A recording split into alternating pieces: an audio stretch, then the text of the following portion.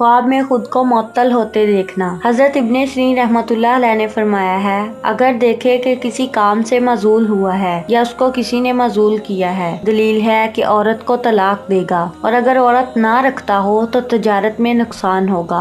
मुसफ़र यानी उस्ताद। हजरत इब्ने सीरीन रहमतुल्लाह अलैह ने फरमाया है कि ख्वाब में मुसफ़र 3 वजह पर है: बीमारी, गमो इंदुआ, ऐसे काम जिनके करने से उसको रंज और सख्ती पहुँचेगी।